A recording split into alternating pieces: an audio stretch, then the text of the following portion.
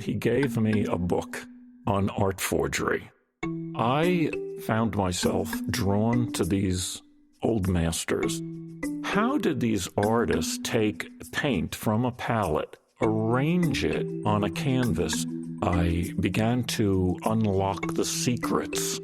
I was a storehouse of knowledge of how to create an illusion, present it to an experienced expert, manipulate his mind, and convince him and bring him to the inevitable conclusion that the painting is genuine.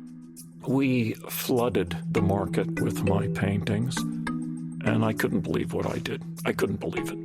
Then the dominoes started falling, and eventually the FBI were led to my door. They uncovered a mountain of evidence against me. But they never actually got you. At this point, you've sold a lot. You've got like $1 million in cash. You sold one painting for $717,000. Why did it go away? Why did you never get indicted? And how are we having this conversation? I guess that's the greatest story of all. To hear how Ken Perenni made millions in art forgery, dodged the mafia and the FBI, subscribe to The Jordan Harbinger Show and check out episode 282 in Apple Podcasts, Spotify, or wherever you're listening now.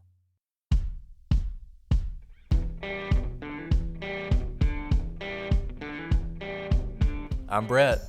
And I'm Alice. And we are the prosecutors.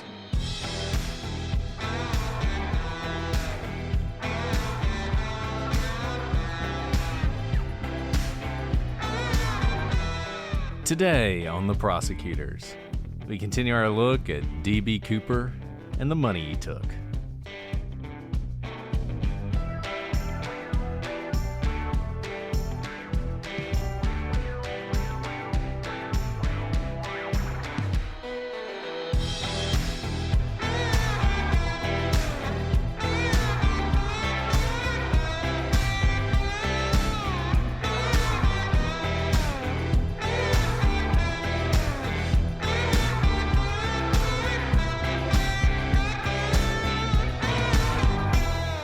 Hello, everybody, and welcome to this episode of The Prosecutors. I'm Brett, and I'm joined, as always, by my co-host, who is definitely worth more than $200,000, even accounting for inflation, Alice. Hello, Alice. Hi, Brett. Way to bring in some economics. Everybody loves a good comparison. Exactly. That was Sojo's, one of the kids from Lidditz Elementary, who helped us. And I would have called you my eclipsed co-host, but I decided to stick to the theme instead. Hope all of you guys enjoyed the eclipse that happened last week. Alice was right in the middle of it, in the heart of darkness. Totality, yes. Man. So I read that an eclipse happens, every 18 months, but we can only see it every, many, many years. Isn't that crazy? I mean, I know a lot of people are like, oh, it's because the world's ending or this or that or all these bad things. I can only see the utter amazement and wonder that something like that happens and that's something that we get to witness. Maybe I should be more scared about the world ending, but I just think it's it was an incredible sight to behold. And if you get a chance in 21 years to see a total eclipse, I recommend trying to drive or fly to it. And on my plane, I was there for work, but almost everyone on the plane was there to see the eclipse. So the whole airplane was super psyched the entire plane ride. It was just a great community building moment. Yeah, I mean, I can imagine if you didn't know an eclipse was coming and you were just living your life and every day the sun came up and the sun went down and no big deal. And then one day, all of a sudden the sun is extinguished in the middle of the day. That would be frightening. I can imagine sacrificing some chickens at that point. Definitely. And also, definitely understand why the dinosaurs died off with no sunlight. So, if that's what happened, who knows? I still have to come up with a reason all the time when my kids are like, why do dinosaurs not live? But, remnants of dinosaur ages still live. Have you seen a crocodile? And also, I found a snake skin in my garage today. So, wow. I will never leave my house again, basically, is what I'm saying. I feel like we're going off the reservation now. We got a lot of interesting we got a lot to talk notes about. You know why? Out. You know why? It's because when I don't have an answer to one of our cases, I just delay. Because I'm like, who is D.B. Cooper? I don't know. But Yeah. we should probably stop delaying and just jump to it. Yeah.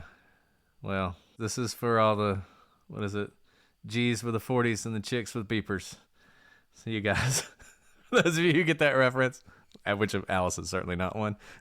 But we are talking about DB Cooper today. Again, following up on our episode last week, which we just had a great time. And I got to tell you guys, I have really fallen down the rabbit hole on this DB Cooper thing.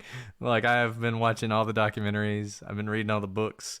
I mean, it is absolutely fascinating. And the more I look into it, the more I understand why people are so obsessed with this case. So we're going to do this, and then I may just continue being obsessed with it. So we may have to have like an update for some crazy theory I have of who it is going to be. We're going to go through at some point who the possible candidates are. You know what? but We've it is talked about wild. writing a book for a very long time. This might be the perfect candidate for that because of everything you said. There are just like endless rabbit trails. There you go. There you go. There are endless rabbit trails, and every single suspect is absolutely fascinating. There are all these incredibly interesting people. The person who probably actually did it was probably incredibly boring person other than this one event in their life. But the actual suspects are crazy. So if you have not had an opportunity to look into this, there are a lot of great books. Skyjack, Into the Blast. We talked about that one. The documentaries are fantastic. There's a lot if you've enjoyed our coverage that you can get into, but that's enough. That's enough talking. Let's talk about the case. We ended last time with where some people think DB Cooper ended, which was jumping into a maelstrom to parachute into the darkness and try to escape with the $200,000 that he had taken. And so now we're going to get into the investigation. So that brings us to November 25th, 1971. Now, investigators are eager to start this investigation. They want to get on the ground as soon as possible. Remember, it's quite possible that DB Cooper jumped into a very remote area. It could have taken him a while, if he survived the jump, to get out of the forest. Moreover, he could be injured. In fact, there were some people in the FBI who believed it was impossible for him to make this jump and not be injured. That means if you can get on the ground quickly, get into the forest quickly, you may be able to catch him before he even has a chance to get out. And nothing else, maybe you'll come across some people who are witnesses. Maybe you'll see some remnants of the parachute or whatever. You're looking for evidence as quickly as possible. But the same weather that had made it difficult for DB Cooper to survive this jump made it very difficult for the search. And really, this continued for months. At one point, there was a nearby army base, and the soldiers at the army base were tasked with doing the search. And the search was so difficult, and the weather was so bad that at some point the general in charge wrote a memo to the Department of Defense and was like, look, we got to pull our guys out. They're completely exhausted. They cannot continue doing this anymore. So that's how tough this was. And they weren't able to get out there as quickly as they would have liked. They tried all sorts of things. They had an SR-71 Blackbird, which is the spy plane with all sorts of abilities, high-powered cameras that they flew over the area several times. But it was so cloudy and so stormy that it could not get any photographs of the area that they could use. It's the fastest plane in the world. Actually, in case you're ever in the D.C. airport, the Smithsonian store in the DCA airport has model SR-71 Blackbirds, and I learned that it made it from Los Angeles to New York in, how long do you think? The fastest that it ever clocked. An hour? Close. Hour, 4 minutes. Wow. Isn't that insane? All to fast. say is, the point of that is that this is the best and the brightest of anything our military had. They deployed it for DB Cooper. So they were treating this as if this was the highest national priority. I mean, the SR-71 isn't deployed for like just any old hijacker, but they have, the Department of Defense on it, our highest and best used spy planes. And this is not something where it's like, oh, they didn't investigate. We are throwing all of our national defense resources at it.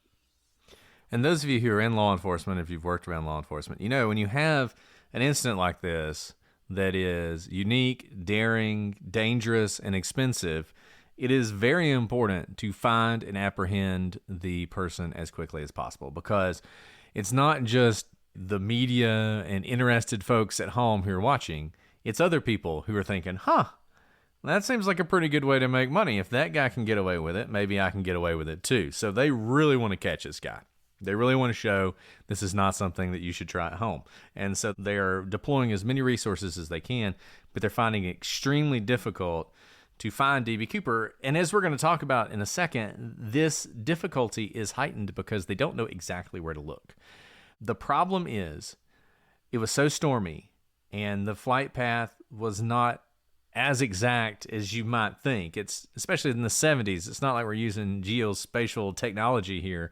We're plotting these flight maps on pen and paper. So they have a really good enough for government work, good enough to get from airport to airport idea of where they are. But when you're talking about a guy jumping out the back of a plane in a 200 mile an hour wind, and in addition to that, the storm, and he's in a parachute, knowing exactly where to look is difficult, particularly when you don't know exactly when he jumped.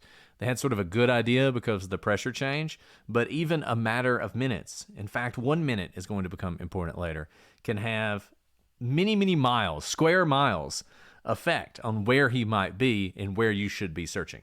One thing, just to show you how deeply invested we are in researching all the theories in this case, Brett and I attended an air show this past weekend and watched a lot of military people parachute out of airplanes in military fashion. And actually, I thought that, I don't know if you caught this, Brett, with like all of the reporting they were doing over the thousands of people who were hundreds of thousands of people who were watching, but they were demonstrating how the parachuters were able to manipulate incredibly effectively in the sky. I've always kind of thought of parachuting as like, you're just going to land where you're going to land, like hope it's not among the trees.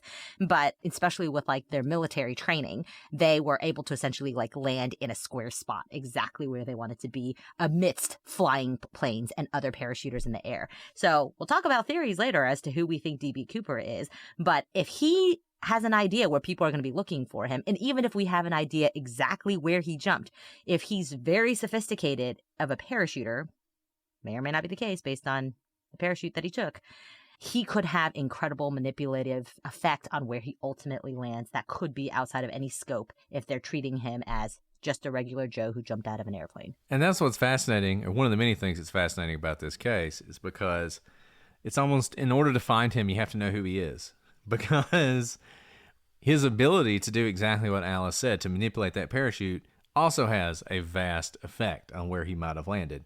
If he's not able to do so, either because of the style of parachute or just because he is not very sophisticated parachutist, he's more likely to be in the search area. If he's somebody who has jumped out of a lot of planes, he can manipulate parachutes that maybe the average person couldn't, and can direct himself somewhere, then he is more likely to have been able to escape, which will make it much harder to find him. So if you knew his background, it would be much easier to find out who it is. But in order to know his background, you got to know who it is. And so that's what leads these people down these rabbit trails where they pick a suspect and they build all these reasons you think it's him. And they're sort of like doing it backwards, right? Because there's not a whole lot of actual evidence about who it is.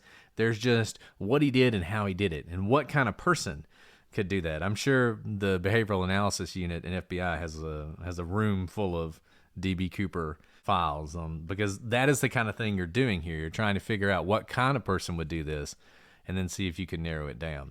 Well, in any event, the media picks up the story. And look, would this have been a big story if Dan Cooper had hijacked this plane and gotten away with it? Still would have been the only person who ever got away with it.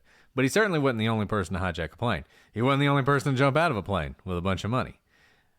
But something happens because of the storms. The storms are having such an effect. So a local reporter for the Oregonian newspaper is on the phone with the FBI, and the lines were really bad that night because it's storming and there's a lot of interference. And he's trying to get from his source a name that he can put in his report. And he is told Dan Cooper, but what he hears is D.B. Cooper. And that's what he runs with. And he puts D.B. Cooper into his report. And he just so happens to be working in the same building, in fact, next door to the AP reporter who puts out the AP press reports that the wire reports that you sometimes see, even now, a lot of stories, they're not written by your local reporters. They're written by an AP wire reporter. It goes out over the wire. And then every newspaper, every news outlet that has some sort of contract with AP can take that language and put it in their own paper and use it for content. Well, they all work together, and the AP reporter's like, hey, you got any line on the guy's name? He's like, yeah, his name's DB Cooper. So it goes out over the AP wire, and to this day, that is what he's called, DB Cooper, not Dan Cooper, to the point that the police, the FBI, everyone who talks about this case, nobody calls it the Dan Cooper case. They all call it the DB Cooper case.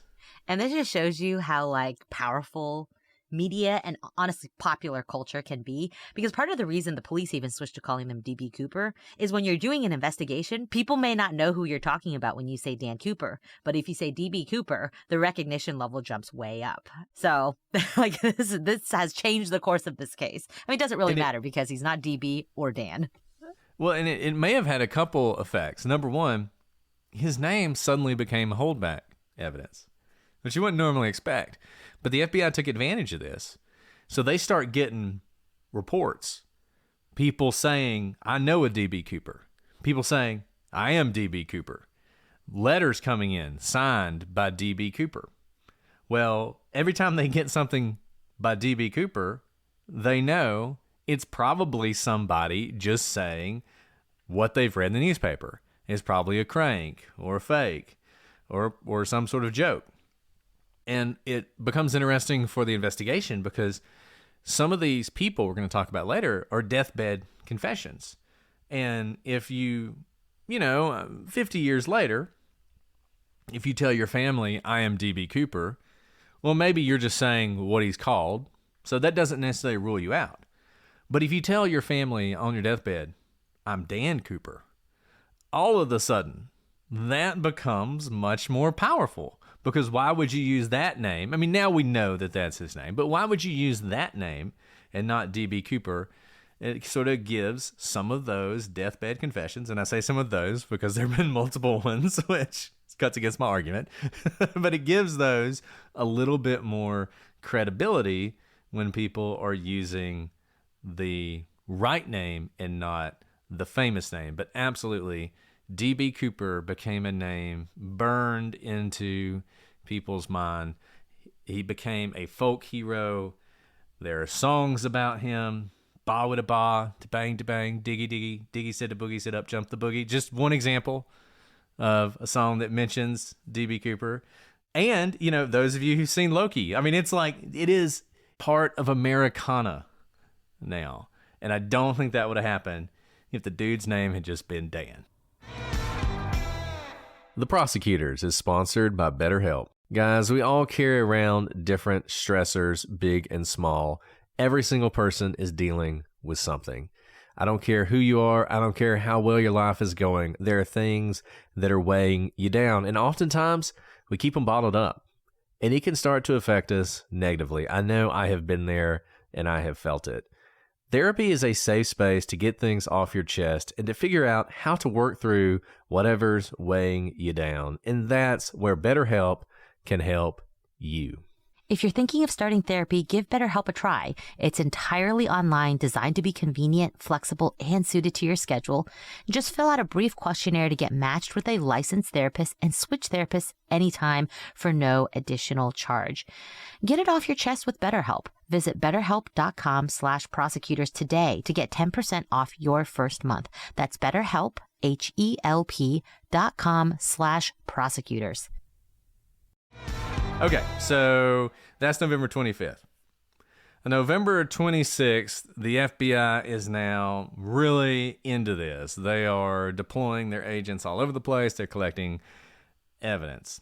They collect evidence, some really good evidence, including cigarette butts, which could be just packed full of DNA, fingerprints on the plane. They know that he was drinking bourbon. He's probably got fingerprints and DNA all over that glass. But you know what? In one of those lessons to all of us about how things go in these investigations, all of this evidence is eventually lost. The cigarette butts have been lost. All we know is they were Raleigh cigarettes, which is a somewhat obscure brand. It was called Coupon Cigarettes, which I guess when you bought them, you got coupons, which you could then redeem for other cigarettes. So they tended to be cheaper cigarettes, kind of bargain basement cigarettes. I don't really know a lot about cigarettes, to be honest with you, but that's my understanding. Not a well-known brand. But they were from Raleigh, North Carolina, which is, I guess, why they're called Raleigh cigarettes. So the glass that Cooper drank out of somehow got mixed up with all the other glasses and washed. So they ended up not having the fingerprints. Washed. Yes. This just makes me think of JonBenet Ramsey when like the victim impact team comes in and just like cleans the kitchen where JonBenet likely had to pass through on her way down to the basement where sadly her life ended. And it's like, you washed it? Really? The one time you decide to clean is now. Yeah, and the problem was the fingerprints. They had fingerprints, but man, there were a ton of fingerprints. There were lots of people's fingerprints. It's a plane. There's going to be a lot of fingerprints. So it was very difficult for them to isolate out anything in particular, though they did try and do that to remove as many of those fingerprints as possible, which left them with a large number of unknown fingerprints, but they still have it. So now they're thinking, look, the way we got to do this, it's the people. We hate to do that. As you guys know, eyewitness accounts are pretty bad. This one, longer than most. This is not, I saw a guy for 3 seconds, and now I'm going to give you a detailed description of him. There were a lot of people on that plane for a long time. So they start interviewing passengers and crew members. The problem was the passengers were generally unaware of the hijacking. They didn't pay much attention to this mystery man who's in the back of the plane. It's funny, there was actually a federal prosecutor on the plane. He didn't notice anything. So, missed out on an opportunity there. But there was this college student we've mentioned before. He was actually sitting across from D.B. Cooper. He was one of the few people in the back of the plane. He was a college student, Bill Mitchell. And he did notice this guy, and he paid attention to him. He noticed one thing that was pretty interesting. He thought that he noticed long underwear sticking out from underneath his suit, which was a detail he remembered because it struck him as strange. He didn't know why he would be wearing that. Now, we know he's about to jump into freezing cold weather, which is a good reason to have long underwear on. But that was something he noticed, and it helped him be able to give the FBI a little bit of information. The passengers were all over the place on what D.B. Cooper looked like. Some of them said he was tall, close to 6 foot. Some of them said he was short, close to 5'8". Some of them said he had straight hair. Some of them said he had wavy hair. Some of them described him as swarthy. Others said he's just a white guy. One guy said he had his hair styled in like some sort of French style that I never even heard of. He was a barber, so you might think he actually knew what he was talking about, but who knows? But you got to remember, most of these people, they saw him for very little time. So the FBI is listening to what they're saying, but they're not taking them all that seriously. And that just as a reminder, he sat in the very back row. And so if anyone saw him, it would have been when he was walking onto the plane, or if they somehow turned around during the flight or walked back towards him. And so it's not surprising that they don't remember much. And it's not surprising. Think about the last time you were on a plane. I was on a plane yesterday. Apparently someone I'd known for a very long time sat directly behind me. No idea that she was there until the end of the plane ride, and she said my name out loud. So this is very typical of, first account eyewitnesses. We know that eyewitnesses, especially when you don't know what you're looking at, is important. You don't kind of register what's going on. Second of all, there's a lot of people on the plane, and this person was trying to be nondescript, and he did a good job of it. So I think that the police knew what they were going to get from these interviews, and unfortunately they were right. Kind of useless interviews from these folks. Now, the two people who would have known the most were Florence Schaffner and Tina Mucklow. They were the two flight attendants who knew that this hijacking was going on and who had direct interaction with D.B. Cooper. You may remember Tina Mucklow was one of the last people to see him. Interestingly, she later became a nun. Don't know if that has anything to do with this, but just what she did with her life. So they spent a lot of time with him. The FBI actually interviewed them in 2 different cities. They didn't do that on purpose so much as Florence Schaffner was able to get off the plane when they landed.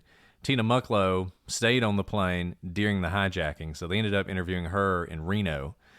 But it was good to have 2 interviews of these people in different places. They can't get together on, what they're talking about. So you expect you're going to get, I mean, there's always the possibility this is an inside job, right? So you don't necessarily want the witnesses in the same room. You don't want them talking to each other. You want to get their independent stories. What they said was close, but it was still a little different. Down to which side did he part his hair on, that kind of thing. And this is the ultimate. Eyewitness accounts are not entirely reliable, and this is one reason that this case is tough, because Florence Schaffner or Tina Mucklow, I can't remember which one it was, but only one of them saw his eyes, for instance. The other one only saw him while he was wearing sunglasses. Remember, he put sunglasses on. And the one who saw him, whichever one it was, said that he had brown eyes. And described them as piercing brown eyes. She definitely noticed that. Well, that has become a big problem when you're talking about suspects, because a lot of the suspects don't have brown eyes. They'll have blue eyes. Blue eyes seem pretty different than brown eyes. Some of them will have hazel eyes, and it's like, yeah, it's pretty close. I don't know. You could call that brown, right? But this has been something that the FBI has used to rule out a lot of people, the eye color. But you only have one witness who says it. And you just have to wonder, how accurate was she in that? But nevertheless, the FBI, they're able to gather a description, though it turns out to be a rather generic one, that probably fits a large number of people in the United States. Described as, he's a white male in his mid-40s. Now, Tina Mucklow was adamant that he was in his mid-40s, and she was adamant that he was around 6 feet tall, saying he was a little bit taller than her. She was a pretty tall lady. Florence Schaffner thought he was younger. She thought he might be in his 20s or 30s. At the end of the day, the FBI went with the 40s, but that's a pretty big difference, and once again, is going to affect your suspect pool. And, we're going to have Julia back on to talk about profiling, but the first thing that strikes me as the mid-40s description is that you have a very bold hijacking that involves jumping out of a plane with a parachute. Not that a mid-40s person can't do that, but that tends to be one of those, like, Mission Impossible, absolute adrenaline thumping thrill that you may see in a profile of someone who is younger, right? Someone in their 20s or 30s. If you didn't tell me their age and you just said, these are the facts of the crime, I would initially think that they were someone on the younger side, because jumping out of a plane just, typically, look, recidivism is still pretty high in your 40s. So this is just based on what we see, but that he could be the most fit 40-something-year-old jumping out of a plane. But I don't know. I don't know if you had thoughts about the age when you first saw that. I've always questioned the mid-40s description. I mean, have you guys seen a yearbook from the 70s? Everybody in high school looks like they're in their 30s. I mean, I don't know what happened. I don't know what those people were going through when they were growing up. But everybody in the 70s looked older. So I don't necessarily think that he was in his mid-40s. But that's sort of our starting point. And the problem with this is I don't think you can use any of this to definitively rule anybody out, though they are things that people point to. The other thing he's described as having, he's between 5'10" and 6 feet tall, approximately 175 pounds, with an average build, and an olive complexion. This is another thing people argue about. Some people said he looked like he was possibly Native American or Hispanic. Other people have suggested he might have just been wearing makeup as part of his disguise to make his skin look a little bit darker than it would be in normal life. But this is something you're going to have to deal with when you start looking at some of these suspects. Some of them are part Native American, for instance, and that is often used as sort of a, look, maybe that's where this olive complexion description comes from. And that's something we're going to see as we start to work through things. He wore a dark suit with a black tie. Now, the interesting thing about the suit and tie was the tie was sort of a skinny tie, and it was a tie that had gone out of style. So it was an older style clip-on tie. We're not talking 20 years older, but 4 or 5 years, probably from its prime. Men had started to wear broader ties at the beginning of the 70s, and that is something the FBI noticed as well. And they wondered, is this an older suit, or possibly a suit that he just picked up at a second-hand store or something like that, which is also going to have an effect later on because the tie is going to have DNA on it. And the question, of course, is it D.B. Cooper's DNA or is it someone else's? And when that DNA is used to rule out suspects, can we count on that or should we ignore it? And they also knew that early on in the hijacking, he had put on that pair of dark sunglasses to hide his eyes. But we still had that report of piercing brown eyes, which would go along with if he were Hispanic or something along those lines, that he might have darker eyes. So they are now going to work. They're trying to figure out, the most important thing for them is, where did he jump? They're going over this flight path. They're interviewing the pilots. They're meticulously trying to work things out. And they assume, and they later test this, they fly a plane out over the ocean and they start dropping stuff out the back of it to see what will happen to the plane. And they become pretty confident that that pressure bump, when it seemed like something had happened in the plane, was him jumping out of the plane and the stairs lifting up, partially closing, changing the pressure in the plane, coming back down, changing the pressure again. That was the moment he jumped off. So they had a decent idea of the time he jumped off. And the area of the search was relatively large. They put it about 25 square miles east of the Columbia River. Now, the problem was, number one, the pilot did not know exactly where he was. He did not know exactly what path he was traveling. Also, they didn't know exactly when Cooper jumped off. They had a pretty good idea within a couple minutes, but they didn't know exactly. And because they didn't know the exact path, they could not coordinate those two to create a good drop zone. And they messed up. They lost a minute in the course of plotting this out. For some reason, they lost a minute. They went from like 8:02 to 8:05. Or excuse me, 8:02, that's more than 1 minute. 8:02 to 8:04. And so when they did that, they're plotting each minute. Where would they be? If this flight path was correct, where would they be over? Well, by losing a minute, you lost those miles that they traveled too. And now you have him in that spot later on, when in fact they'd already passed over there.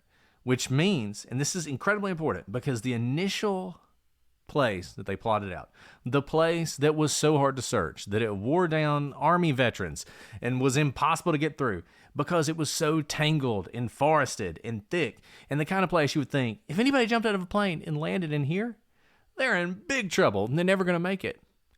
The problem is, if you add that 1 minute back in, all of a sudden, the drop zone shifts to a much less forested area. An area that most people think if you jumped over that area, you could have survived. And this was a huge, huge problem for the FBI when they're trying to figure out exactly where to search. And over the years, this potential jump location has shifted many, many times and many, many miles, with people who know this case arguing to the death over where it was that D.B. Cooper actually would have landed. So with all of this, it was no surprise that the search for D.B. Cooper was completely unsuccessful. Not only that they can't find him, there's absolutely no sign of him, or even evidence of the jump discovered. I mean, you might be able to find, scraps of his clothing if it had caught on, debris, his pack, the money. Remember, $200,000 and $20 bills is 10. Did we say 10,000? 10,000 bills. It's a lot of opportunity for things to fly out of the bag. We didn't find that until later. Put a pin in that.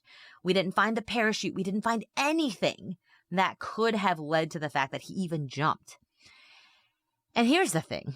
Decades later, investigators are no closer to figuring out D.B. Cooper's true identity. But they do identify one piece of information that may have pointed to a lack of general knowledge of parachutes on D.B. Cooper's part. We talked a little earlier about, is he a sophisticated parachuter? If he is, he could really manipulate where he lands, especially, by the way, if he knows how to use the winds from this massive storm to his advantage. So instead of being a detriment, if it were something he could leverage to get him even farther, you can imagine how this even opens up his landing place by even many more square miles. But one potential piece of evidence that may show that he wasn't that sophisticated of a parachuter was that he asked for 2 sets of parachutes. Each of the sets had a main parachute that went on the back and a small reserve pack that's worn on the chest. One of the sets that was delivered was actually a dummy reserve parachute that's used for training purposes and sewn shut.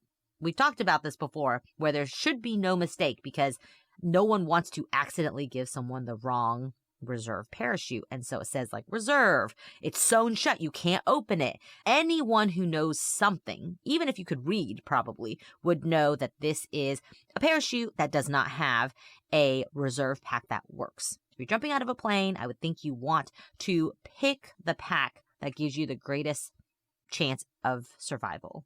Now, for unknown reasons, Cooper used the set with the dummy reserve parachute instead of the operational set. So, And again, this was an accident, by the way. This What? was not that they gave him a dummy Oh, parachute. was that an accident? I just thought they were It was an trying to like accident. mess with him. No, the parachutes were the hardest thing to get. So it was a real rush job to get the parachutes.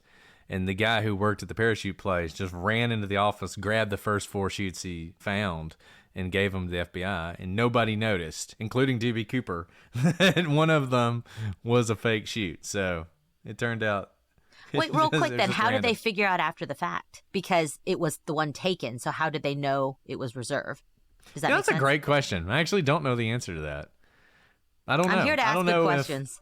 I don't know if when they did the Maybe when they did the inventory on the count parachutes they after. had left, because it was the guy who gave them the chutes that figured out that one of the chutes didn't work. Okay, this is just So me. This he is must just me. have done some sort of inventory. The fact that it wasn't on purpose is going to make me question this whole line. Anyway, why not? We should question everything because we have no answers many decades later anyway.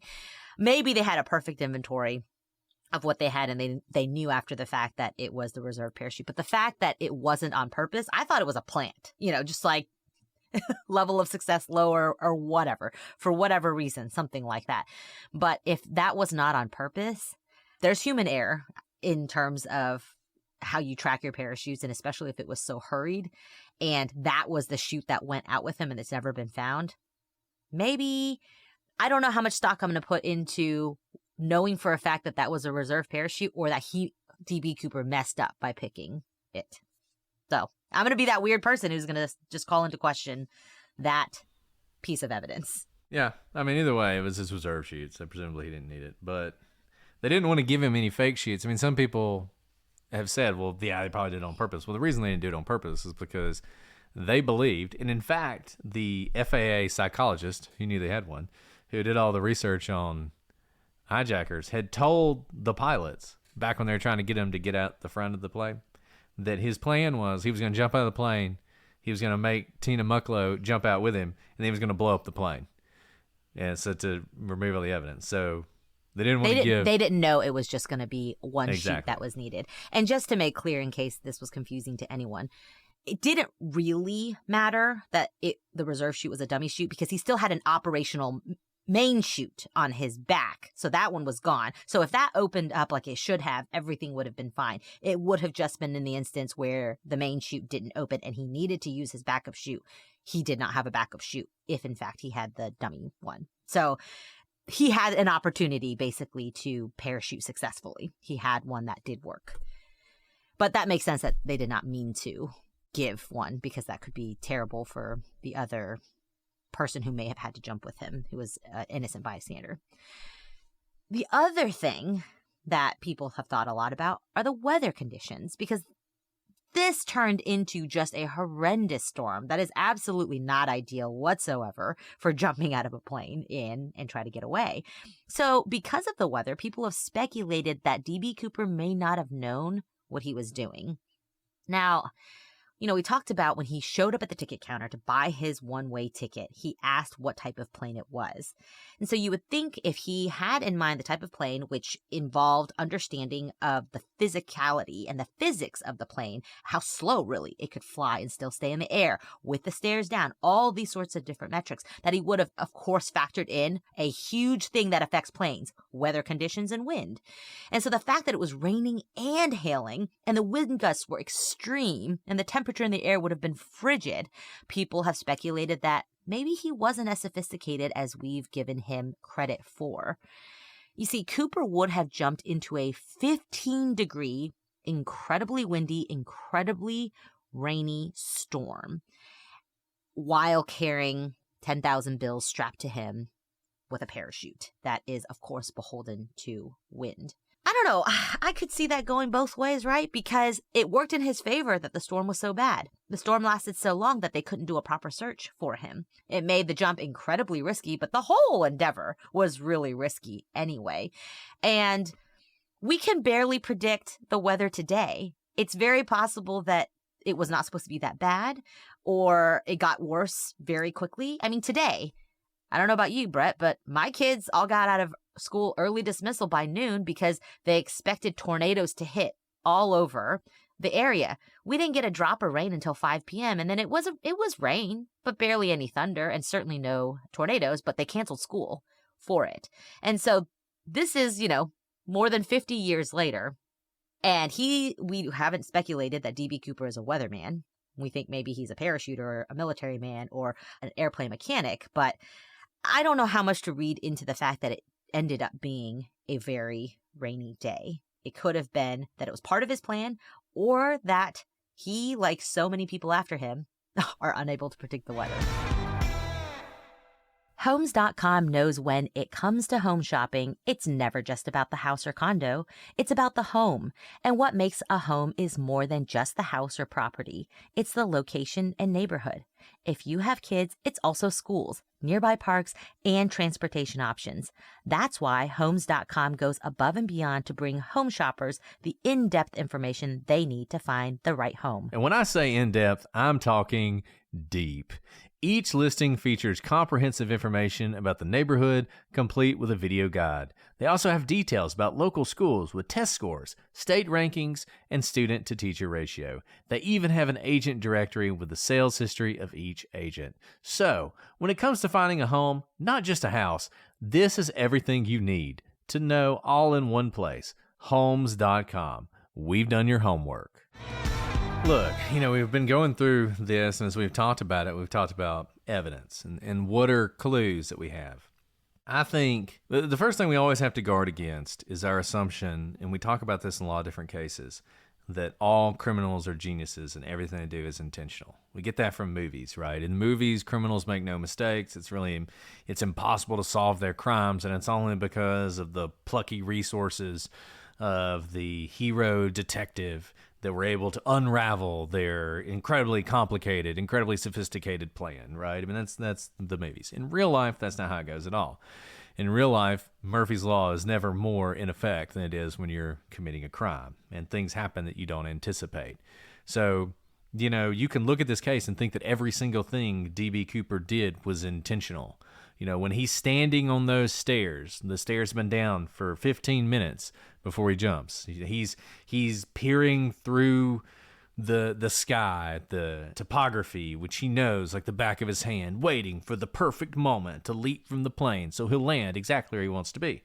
Or he's standing there thinking, I have made a terrible mistake. What am I thinking? And then finally he's just like, well, there's no going back now, and he leaps into the void, right? And it's hard to say which one of those is going on here. Did he take the reserve parachute that was sewn shut because he knew he didn't need it, and he thought, they gave me one of these, this will throw him off, I'm going to take this one? Or was it a mistake, and did he land and look at his parachute and realize, oh, well, I'm glad my main one opened because this one doesn't even work? It's hard to say. Now, the thing that I'll say I am absolutely certain of, I think he had a working knowledge of this plane, one way or the other. He did not have a perfect knowledge. It seems like, for instance, that he did not know exactly how to open those back stairs. He sort of got a run through from Tina Mucklow. He looked at the instructions, and then he did it himself. But he knew enough about the airplane to know that it had the stairs, to know that it could take off and land with the stairs down, to know about putting the flaps at 15 degrees to make it fly slower. Same thing with the wheels down. Knew that it could fly at that speed at 10,000 feet with no problem, which was something that even the pilots weren't sure of. Interestingly, one group of people who did know that you could fly that plane with the stairs down was... let's just go ahead. See the rabbit hole? We're about to dive right into it. Was the CIA, because CIA had used these planes in covert operations in Air America, for instance, in various places around the world to drop cargo out the back of. They dropped that back stairs down, and they would push stuff out for people they were supporting in other countries. So they knew about it, even if they didn't work for Boeing, for instance.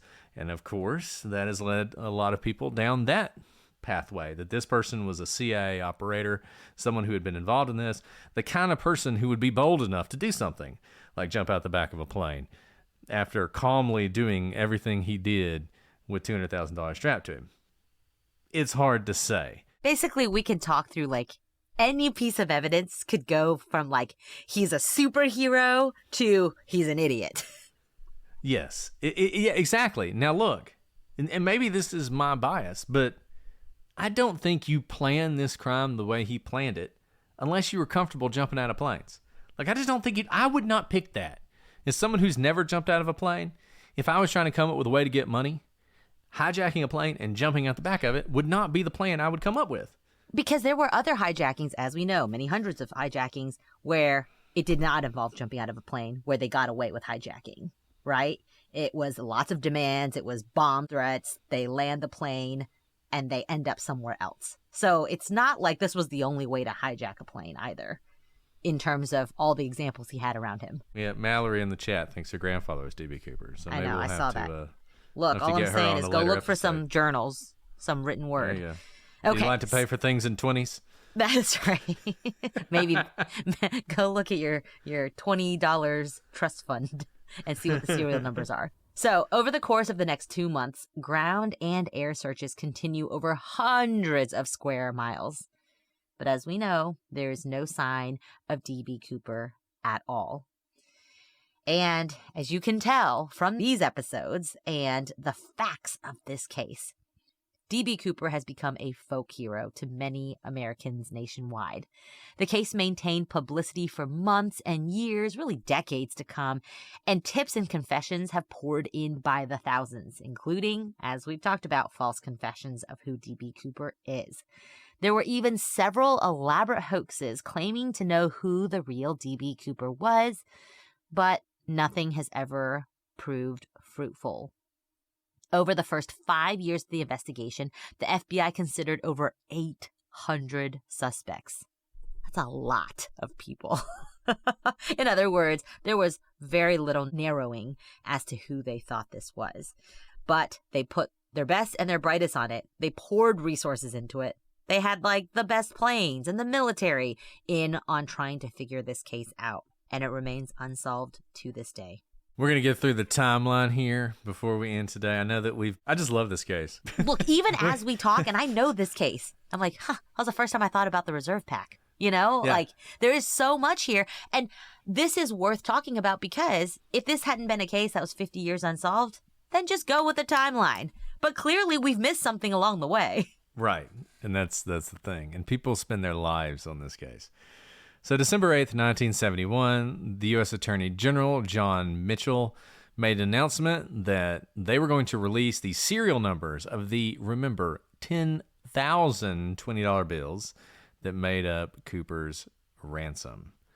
Now, at first, no bills with the matching serials were found, which fueled speculation that Cooper died jumping from the plane and led to a lot of people walking through the woods trying to find the ransom money. Because if Cooper died, then there's $200,000 sitting in the forest somewhere that somebody could find. And there are a lot of great television, radio interviews of people who lived around there about what they'd do if they found the money. And the universal opinion was they would keep it. So you could imagine that's a problem. Now, look, they released these serial numbers, but we're going to talk about, when we get into some of the details of this case, why that actually wasn't that helpful in finding out who D.B. Cooper was. So that's 1971. Not much happens for another 7 years. And then in November of 1978, there's a hunter. If people ever stop hunting, we're just going to stop being able to solve any crimes. There's a hunter wandering around in Castle Rock, Washington. Now, this is in the general flight path of the 727, and he finds a plastic placard with the operating instructions for the aft stairs.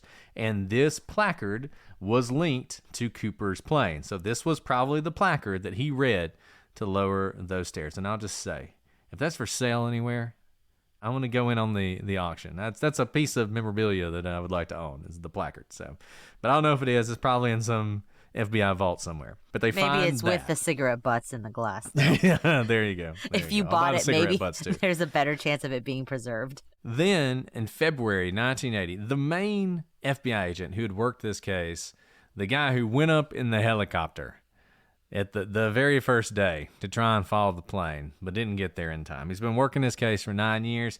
He's getting ready to retire. I believe it is actually on the very day he is going to retire. A major find. Brian Ingram, who was an 8-year-old boy, finds $5,800 in decomposing $20 bills by the edge of the Columbia River near Vancouver, Washington. This area is called Tina Bar.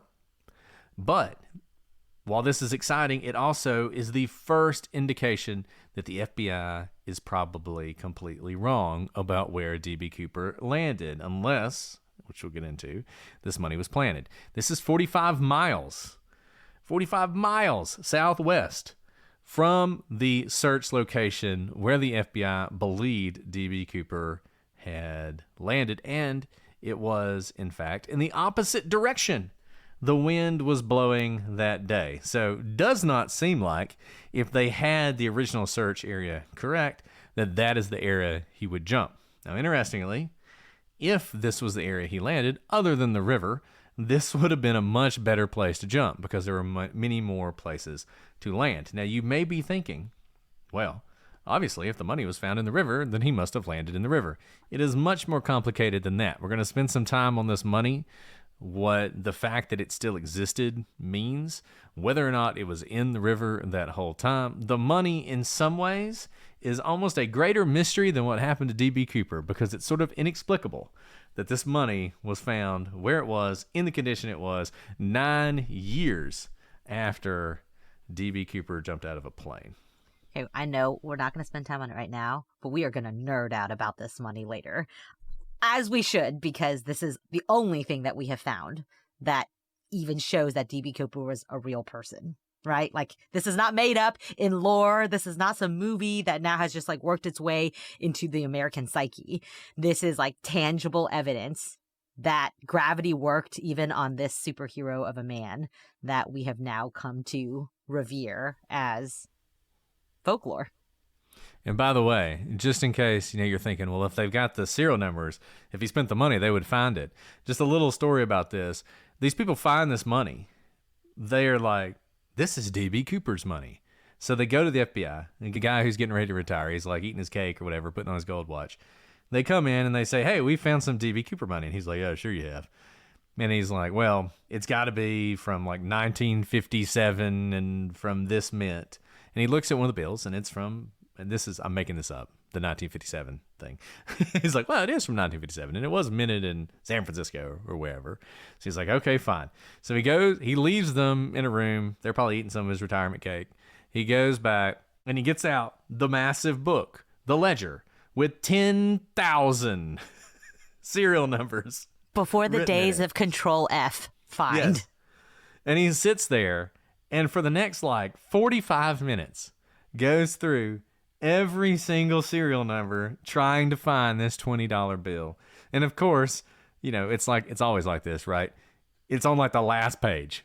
He finally finds the serial number that matches the one they've brought in. And he's like, oh my goodness, it is D.B. Cooper's money. But just imagine if every time somebody went to a 7-Eleven to buy a Coke, the 7-Eleven clerk's like, okay, well, they paid for the 20. I guess I got to get the book out now and check to see whether this is D.B. Cooper's money. And anyway, that's spoiler alert on why having the serial numbers actually didn't work out that well. And spoiler alert, just because it hasn't been identified as being in circulation doesn't mean it wasn't actually in circulation. We just don't know whether it was in circulation. Because if it was that difficult for an FBI agent to find it, and he was dedicated to this case. Can you imagine if there's a line at the 7-Eleven and the clerk was like, hold please, 45 minutes later, $20 cleared. Next person, please. Would you like to buy some Raleigh cigarettes with your $20 bill? Hold please. So the check is only as good. There was not some wonderful database that you could just run your money through and, immediately it would ding or something like that.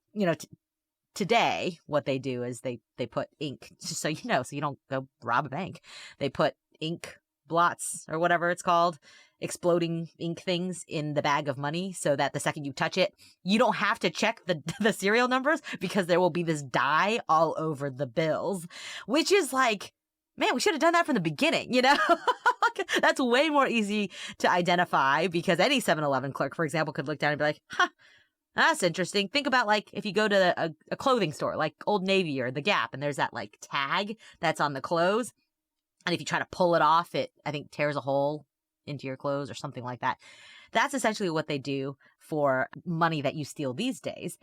So we've really gone backwards in terms of like the level of sophistication for what we're looking for. It's because if you want people to actually find all these thousands of bills, it has to be something readily identifiable for masses of people. Let me just say, just real quick, this was like the worst thing that ever happened to the Ingram family. People call it the Cooper curse. If you get too close to the D.B. Cooper case, we got to avoid this, Alice. You become cursed. And so Brian Ingram, he finds this money. They get this burst of fame. There are all these rewards they think they're going to get. Well, first, turns out all the rewards have expired. So they don't get any rewards. There's all this national coverage. Well, the family had moved from Oklahoma. And when they moved from Oklahoma, they took their car, as one might do. But because of some sort of like reporting snafu or something, the place that they bought their car from didn't have their address. So they couldn't send them the bills. So at some point, they became delinquent on the car. And they actually issued a warrant for Brian Ingram's father's arrest. But nobody thinks about it or finds them or anything. Well, then this becomes a national story. And the sheriff in that little county is watching the news and is like, that's that guy with the car loan warrant.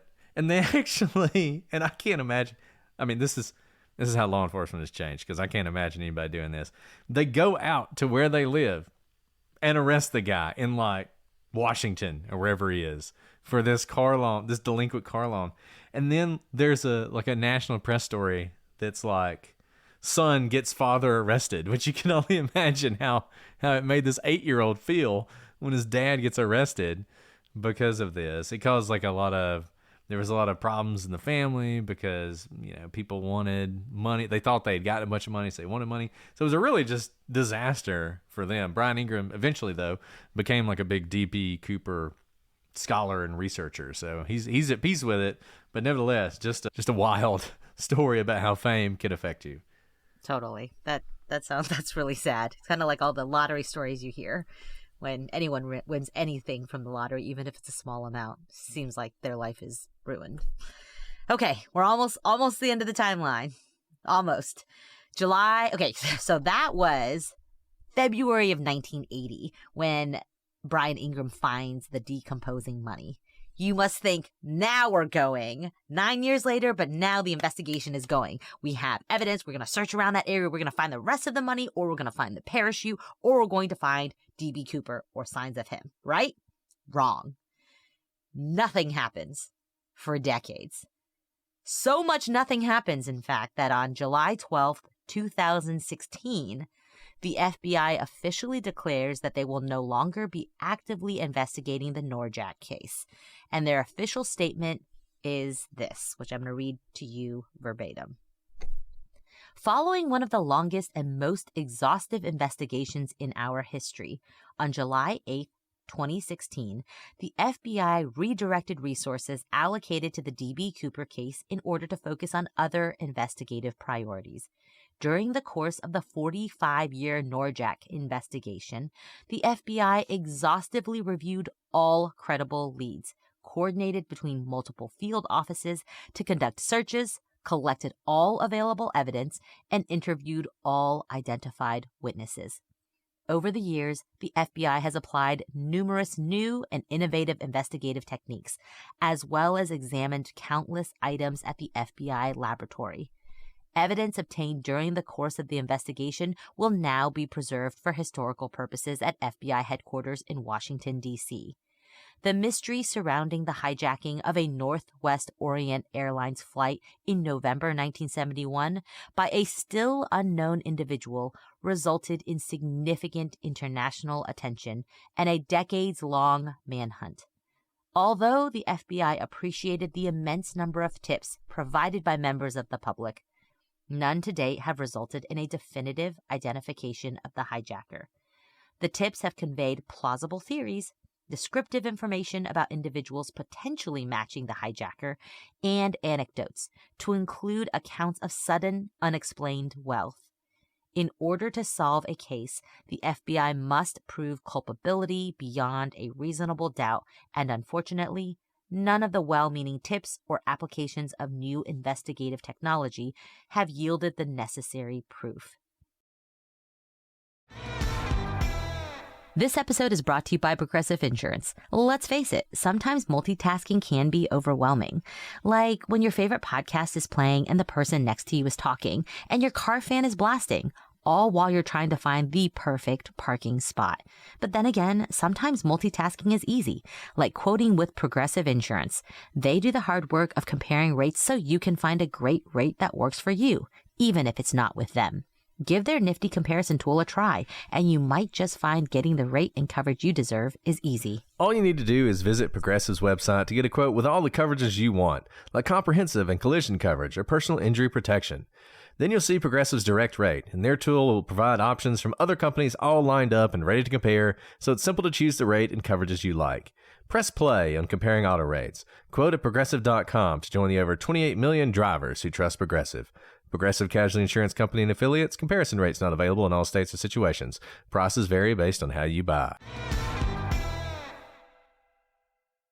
Every time the FBI assesses additional tips for the Norjack case, investigative resources and manpower are diverted from programs that more urgently need attention. Although the FBI will no longer actively investigate this case, should specific physical evidence emerge related specifically to the parachutes or the money taken by the hijacker, individuals with those materials are asked to contact their local FBI field office. So there's your challenge, guys. Go the find FBI, the parachute. They've turned it over to you. They can't do it. The only people who can solve this case are the listeners of this podcast. So, that was a next very week, defensive statement, by the way. It is. It's like, look, guys, we tried really hard. Okay? I tried everything. We tried really hard. We're no match for DB Cooper. He's just too much for us. He's too good. He's too good. We work on a lot of press releases from the alphabet soup agencies and from our offices. So our job is to review It's very long. a lot of time. This one is unlike any press release, really. Yeah. It's very defensive. They don't normally say when they're going to stop investigating. They just we're still investigating. You just close it, all right? You don't say anything about it, because what happens in those cases, you get a tip, and if it's closed, you don't have to investigate it. Just put it into a file and keep going. Right. Exactly. So, I don't know. I think it's pretty interesting. And some people have said this is the first case where the FBI ever really tried to use crowdsourcing to solve it. They did. They shared evidence. We're going to talk about the money and some other things and the tie later on, which a lot of the things that were discovered that have really been breakthroughs in this case were discovered by people who are really interested in this case. I think there's like a website called like the Vortex or something. I can't remember, but where a lot of these people, they're scientists. There's one guy who apparently lives in Alabama named Sluggo. He's super involved, but the FBI at some point just starts sending out their evidence to these people. They're like, do what you can. And they're like, well, I have an electron microscope, so I'll look at the tie under the electron microscope. And they start discovering things. That missing minute we talked about, that was discovered by a sort of web sleuth type person. So if you're out there and you're fascinated by this case, you could be the one to crack it, or you could become forever lost in this case and lose everything you ever loved because of it. So watch out.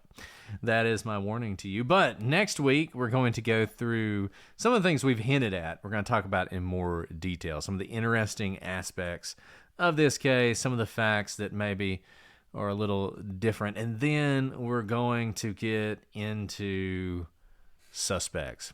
We're going to talk about copycats. We're going to talk about people who worked for the airline, people who were very clearly involved in clandestine operations. We're going to talk about one woman who could be DB Cooper. turn that over in your heads. It's Jessica in the chat's favorite suspect. I had only done a couple sentences on her, but now I'm going to expand it because she's pretty interesting, actually. But anyways, we got a lot of suspects that we're going to look through. I have my favorite suspect. Alice, I don't know if you have picked a favorite suspect yet. The more I look into it, the more I think my favorite suspect is probably not the suspect. But nevertheless, I'm sticking to it because I just like him. So I think none of our suspects, I think none of the named suspects are close to the real person. So it's more like the idea of who the suspect is, like the profile. I think if this is ever solved, it probably will be something that no one is looking at. It's going to be like Joe D'Angelo in the Golden State Killer case, where like people had exhaustive 1,000-person spreadsheets of possible suspects, and it turned out it was nobody anybody was looking at. I totally could see that happening here. Though the uniqueness of this case, it's not just some random person killing people. I mean, there's a lot going on here that you would think would enable you to narrow this down. So maybe one of the known suspects is the person. I mean, somebody did it, unless they didn't, because that's another theory. And we'll talk about that as well. I'm going to talk about all that in a future episode. But for now, Alice, would you like to answer questions? Absolutely. Okay, let's answer some questions. We have so many now. We have hundreds of questions. It's always hard. Wood wants to know, besides finding the body, what will it take to make an arrest and prosecute the suspect in the Kyron Horman disappearance? That's a case that we did, I guess, over a year ago now. Also in a similar area. Also in a similar area, and in the wilderness there made it difficult. I would say, number one, I don't think they'll find a body at this point. It's been so long. I would be surprised. But you never know. Obviously, that would be helpful. But the only other thing is if someone knows something, saying something. That's true in a lot of cases. I think at this point, it's not going to be forensics or anything like that solves it because, unfortunately, there is so little evidence in that case. He truly did seem to vanish into thin air, and I think that's why this case has been so hard to solve. Alice, I don't know if you have any thoughts. Yeah, I don't think the lack of prosecution in this case is because of the lack of a body. You can prosecute a case without a body, and I don't know that finding a body at this point would even yield enough like forensic evidence to point one theory or the other. So I think it's someone talking, someone confessing, someone knowing something that they're able to come forward with and try the case, which is very sad because he was just a young child. Yes, it's an incredibly sad case. It's one that I would love to see solved. I hope it's solved one day. I hope that family gets closure, but it's going to take something, and that's why the best we can do is to keep spreading it as much as possible and hope that one day it will be solved. Aunt Dana wants to know, or Dana, could be Dana, do you ever feel burned out, or do you have a broader range of cases that you're able to work to keep fresh? What about you, Alice? Do you ever feel burned out? I only laughed because I was like, do I feel burned out like in life all the time? But I think he meant professionally. I don't. I truly do not feel burned out in the practice of law, if that's what you're talking about. Podcasting, never. This podcasting is so much fun because I get to do it with you. And partly law is the same, right? I get very exhausted after a very intense case that we may have tried. That happens after every big trial. I think I feel very tired and I feel like I'll never be able to do it again. But that's not burned out. That's more like you finally finished the race and you are sitting down to like rest.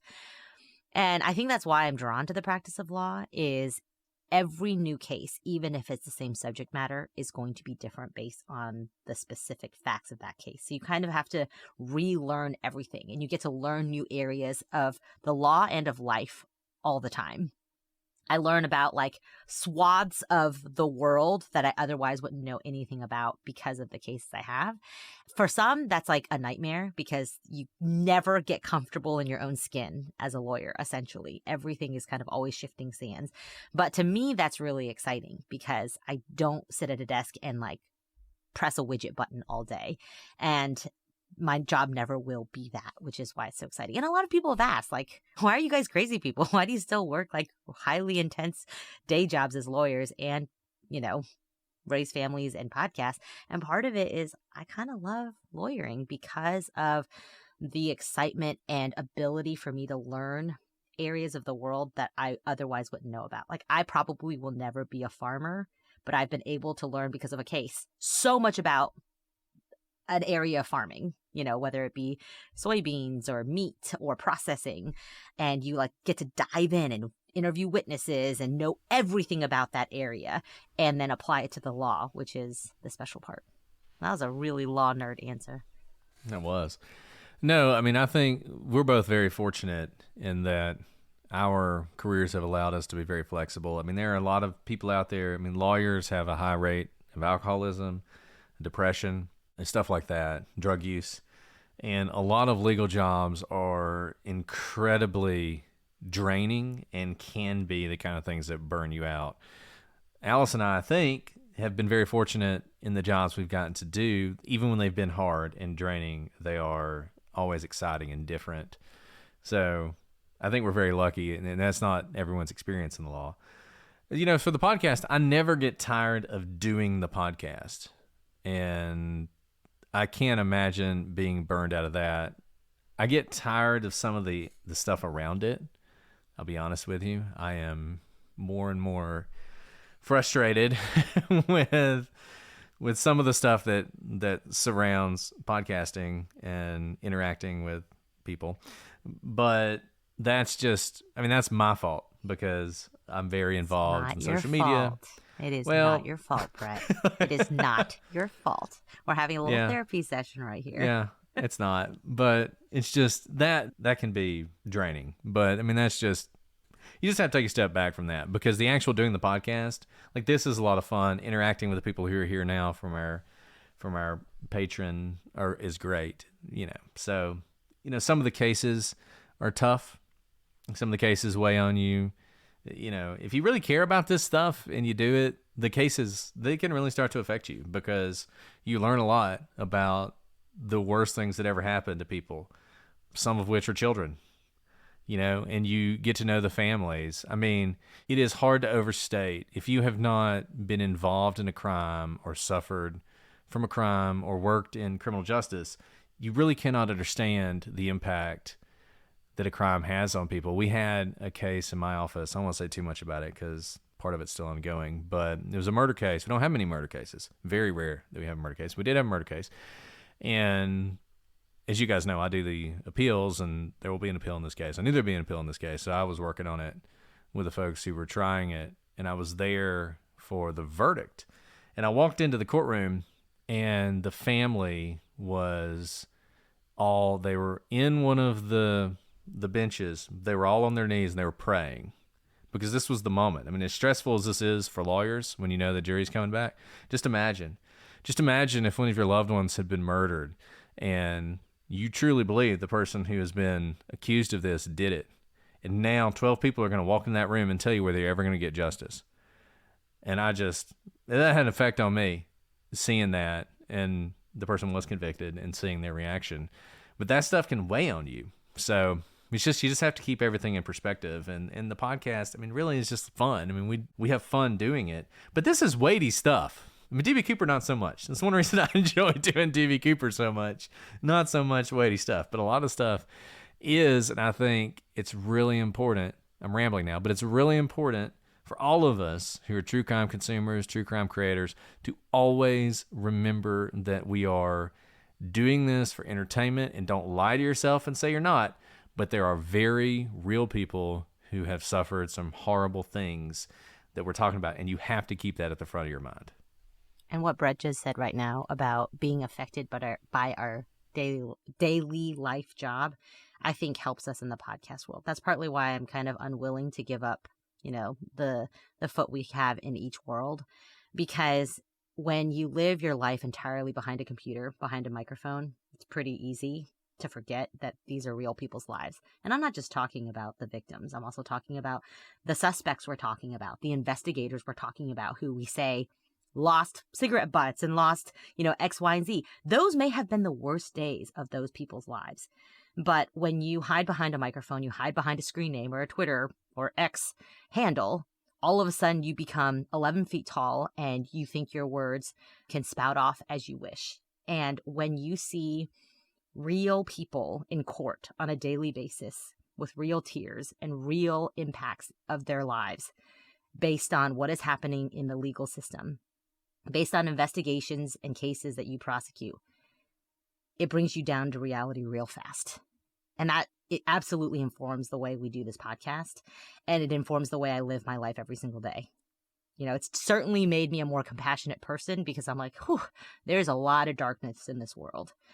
And I think we all, as true crime consumers, would benefit from recognizing that you cannot remind yourself too much of this. Every single person we talk about in every single one of these stories, not just the victims, are real people with immense complexity in their lives leading up to the moment in which we are talking about them in this one slice of a story. This one slice of the story is but a second in their entire lives.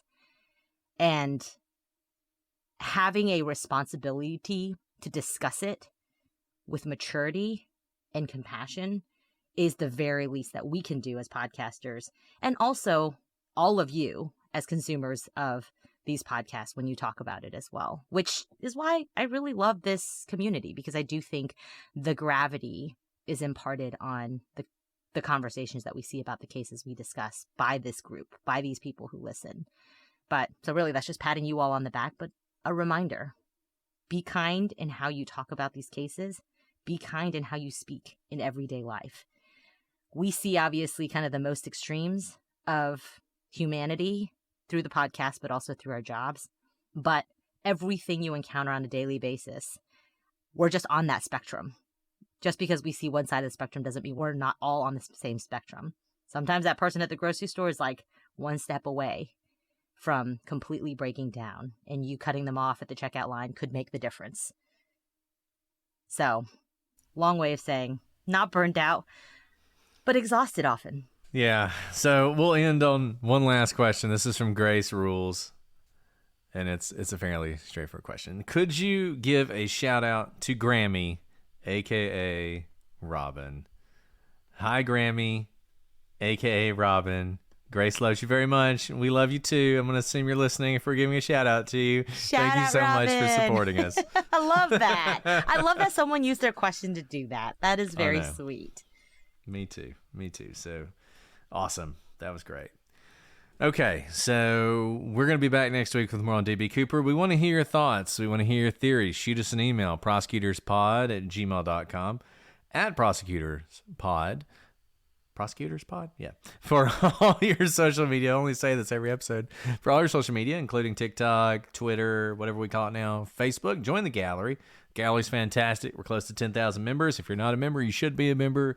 Just great discussions. I'll just tell you, they've been talking about this Apple River case that you guys are obsessed with on the gallery, and it has been some of the best discussion. It is a divisive case and great discussion and analysis from people on both sides. And that's what you can get on there. It is a place you can go, you can disagree, you can have the opposite views on things.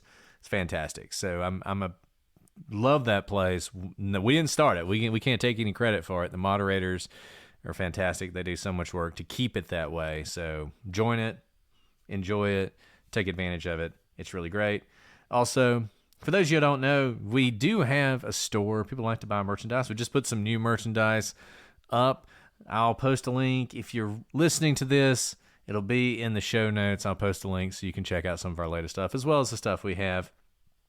And I only mention it because very soon we'll be in Crime Con. So if you want to wear some merch representing the prosecutors, we'd love to see you in it. We hope that you'll come to see us in Nashville. It is not too late. Though it may be getting pretty close to sold out, you can use code prosecutors for 10% off.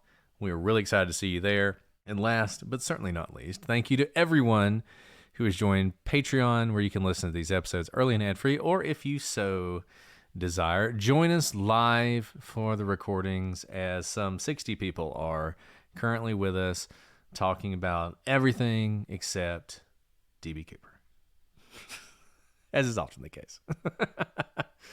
All right, Alice, do you have anything else you want to add before we sign off for today? No, thanks for joining us on this roller coaster of emotions, man. From eclipses to DB Coopers to air shows to soulful questions. As it is. with the prosecutors always. I do want to I was show gonna for those say. of you watching live. So we have the kids did artwork They for DB did. Cooper. So I'm going to show some of the artwork. I just have to say over that the Brett next took couple all of them. episodes. He wouldn't let me I take did, any of them. as I do. He wouldn't let me take even one. Some of them have like a real future. I mean, some of them draw like I do. No offense, kids. But some of them are like really There's some incredible. really good ones. They tried to do it in the style of Hannah Hill, our amazing artist. These kids are just amazing. Their I haven't yet descriptors, seen her their DB Cooper music, art, but- their artwork. It was such a joy to go to Lidditz. I don't think that will be our last time there. No, it will not be. We're definitely going to go back. I just love Lidditz. I may move to Lidditz. It's the cutest. So don't move there. Cutest I'm gonna keep tiny it a little secret. town ever. It is. All right. We've talked enough. We'll be back next week. But until then, I'm Brett, And I'm Alice. and we are the prosecutors.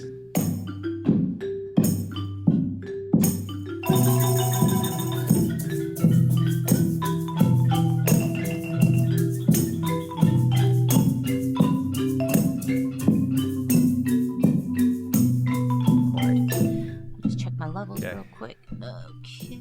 Whenever I leave town, I have to really check my levels because this closet ain't protected. Yeah. Guys, okay. Did anyone else see the total eclipse? Because I was in Dallas and it was incredible. It was. I knew it was gonna be amazing, and it was as amazing as I thought it was going to be. When you watch it totally eclipse. The whole where I was standing, there were a bunch of people just because everyone that comes out of the buildings to watch, just started cheering, and it was so great. It was a great moment of humanity. But anyways, You got a little dark here. I know. Well, here's the crazy thing. This is how powerful the sun is, right? It doesn't get dark. It's like a light switches off. It's not quite. I don't know if other people had different experiences. So it wasn't pitch black at all, but the difference between the second before total eclipse and actual eclipse was stark.